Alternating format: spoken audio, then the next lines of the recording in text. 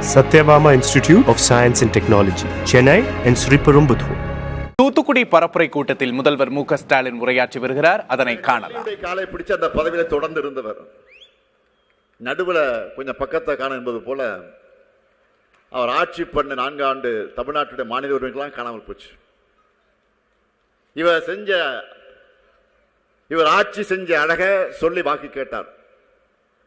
பொடிக்கு புகையில கூட சிக்காது. அதனால இப்போ புது டெக்னிக்கில் இறங்கி இருக்கிறார். டெல்லியோட ஒத்துப்போகிற அதிமுக ஆட்சி வந்தாதான் தமிழ்நாட்டுக்கு திட்டங்கள் கிடைக்குமா. முதல்ல கூட்டணியில இல்லாத எதிர்கட்சி ஆண்டா திட்டங்களும் நிதியும் கிடைக்காதுன்னு சொல்றதே பச்சை எதிர்க்கத்தணும். டெல்லி பாஜக தான் இப்படி சொல்லி மிரட்டுறாங்கன்னா கொஞ்சம் கூட வெக்கமே இல்லாம பழனிசாமி அதையே சொல்லி வாக்கு கேட்கிறார். 4 ஆண்டு பாஜகவோட எல்லா விஷயத்திலையும் சமரசம் பண்ணிட்டு தானே ஆட்சியில் இருந்தீங்க. அப்ப நீங்க தமிழ்நாட்டுக்காக கொண்டு வந்த திட்டங்கள் என்ன கொஞ்சம் சொல்லுங்க பழனிசாமி அவர்களே. கஜா, ஒக்கி புயல் இதெல்லாம் தாக்கி தமிழ்நாடு கடுமையான பாதிப்புக்கு உள்ளாச்ச. மாநில அரசு கேட்ட பேரிடர் நிவாரணம் எவ்வளவு? நீங்க இணக்கணமாக இருந்த பாஜக அரசு ஒதுக்கின தொகை எவ்வளவு சொல்ல தைரியம் இருக்கா? மொத்த மாநிலமும் நீட் விலக்கு கேட்டோமே, கிடைச்சுதா? யார் ஆட்சி செஞ்சாலும் தமிழ்நாட்டுக்கு நிதியோ திட்டமோ ஒன்றிய பாஜக அரசு வழங்காது. ஏன்னா தமிழ்நாடு தமிழர்கள் என்றாலே அவங்களுக்கு வெறுப்பு. தமிழ் பண்பாடு என ஒன்று இல்லவே இல்லை. எல்லாமே பாரத கலாச்சாரம்னு ஒற்றுத்துவத்தை பேசுற RSS அமைப்பின் பாஜக கிட்ட வேற என்ன எதிர்பார்க்க முடியும்? காங்கிரஸ் கூட கூட்டணி இருந்தப்போ திமுக தமிழ்நாட்டுக்கு என்ன திட்டம் கொண்டு வந்துச்சு அப்படின்னு பழனிசாமி கேட்கிறார். நான் சொல்லட்டா? பாயிண்டா பட்டியல் போட்டு சொல்லட்டா? நேரம் இல்லை, சுருக்கமா சொல்றேன். காங்கிரஸ் தலைமையிலான ஐக்கிய முற்போக்கு கூட்டணி அரசால எவ்வளவோ திட்டங்கள் 9 வருஷம் நம்ம ஆட்சியில் தொடர்ந்து இருந்தோம். இன்னைக்கு தமிழ்நாட்டில் நம்ம பார்க்க பெரிய உட்கட்டமைப்பு பெரிய திட்டங்கள் எல்லாம் அப்போ வந்ததுதான். இந்திய அரசு செலவு செஞ்ச திட்ட செலவுல 11 விழுக்காட்டை தமிழ்நாட்டு வளர்ச்சிக்கு நாம் கொண்டு வந்தோம். மிக முக்கியமான 69 திட்டங்களை நிறைவேற்றி காட்டியிருக்கிறோம். ஒன்னு சொல்ல அதே போதும். தமிழுக்கு செம்மொழி தொகுதி யாரு காலத்தில் கிடைச்சது?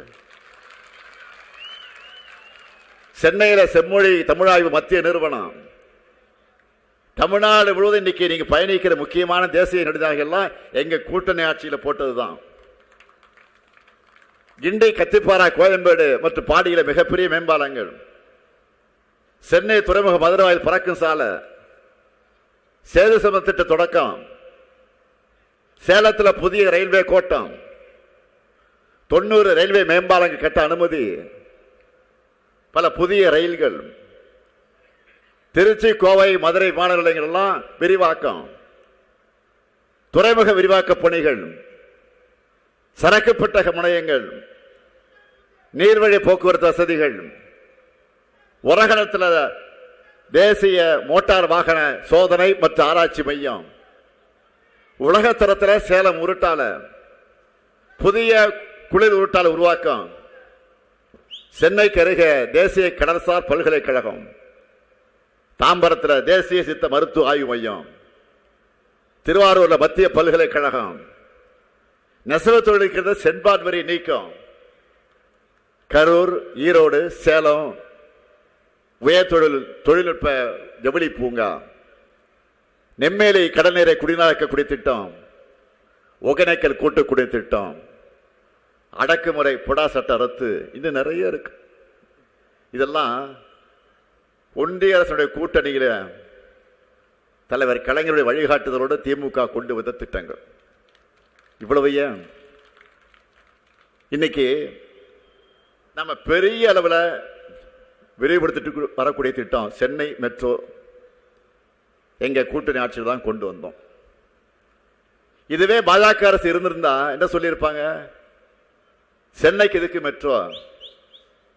அதான் உங்க மாநிலத்தில் விடியல் பயண திட்டம் இருக்க, உங்களுக்கெல்லாம் மெட்ரோ சரிபட்டு வராதுன்னு இப்போ கோவை, மதுரை, திருச்சிக்கு நிராகரிச்ச மாதிரி சென்னைக்கு நிராகரிச்சிருப்பாங்க. நல்ல வேளையா சென்னை தப்பிடுச்சு. நான் இப்போ இவ்வளவு சொன்னேன்ல, ஒன்றிய பாஜக அரசு கூட கூட்டணியில் இருந்து நீங்க சாதிச்சது என்ன, சாதிக்க போறது என்ன, முடிஞ்சா சொல்லுங்க. நீட் விலக்கு தருவோம்னு சொல்ல வைக்க முடியுமா? மும்மொழி திட்டம் கிடையாதுன்னு சொல்ல வைக்க முடியுமா? தேசிய கல்விக் கொள்கை என்கிற காவிக் கொள்கையை தமிழ்நாட்டில் செயல்படுத்த மாட்டோம்னு உங்களால் சொல்ல முடியுமா? நீண்ட காலமா முகாமில் இருக்கக்கூடிய இலங்கை தமிழர்களுக்கு குடியுரிமை தருவோம்னு சொல்ல வைக்க முடியுமா? சிறுபான்மையினருக்கு எதிரான பொது சிவில் சட்டம், வக்ஃப் திருத்த சட்டம், குடியுரிமை திருத்த சட்டம் ஆகியவற்றை திரும்ப பெற வைக்க முடியுமா? இப்போ கிறிஸ்தவ மக்களுக்கு எதிராக கொண்டு வந்துட்டு இருக்காங்களே FCRA, அந்த சட்டத்தை வாபஸ் வாங்க வைக்க முடியுமா? இதை பற்றியெல்லாம் முதல்ல உங்களால் வாய் திறந்து 4 வார்த்தை உங்க டெல்லி ஓனரை மேடையில் வச்சுக்கிட்டு பேச முடியுமா? உங்களால் எதுவுமே முடியாது. பாஜக கூட இருக்கு வர வெறும் தலையாட்டி பொம்மையா, ரப்பர் ஸ்டம்பா தான் நீங்க இருக்க முடியும். அதனால உங்களால் ஒரு நாளும் ஜெயிக்க முடியாத வீண் சவால்களை நிறுத்துங்க. ஏதோ காலில் விழுந்தோமா, காலை வாரி விட்டோமா, காலில் விழுந்தோமா, காலை வாரி விட்டோமா, அடுத்த காலை நோக்கி போவோமா, இவ்வளவுதான் பழனிசாமியுடைய வாழ்க்கை சுருக்கம். அவருடைய மொத்த அரசியல் வாழ்க்கையுமே இந்த 3 அடங்கிடும். அடிமை பழனிசாமியின் ஆட்சி வேணும்னா,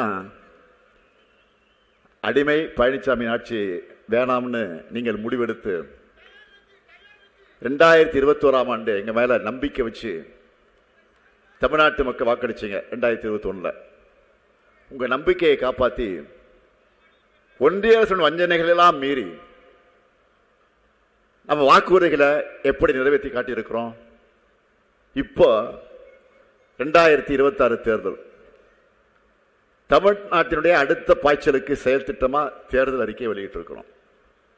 முன்னாடியே சொன்னேன், தேர்தல் அறிக்கை 2026 இந்த தேர்தலுடைய ஹீரோ ஹீரோயின் மட்டும் இல்லை, இதுதான் சூப்பர் ஸ்டார்னு சொன்னேன். இந்த சூப்பர் ஸ்டாரை தயாரிக்க அமைக்கப்பட்ட குழுவின் தலைவர் தான் என்னுடைய அருமை தங்கை கனிமொழி.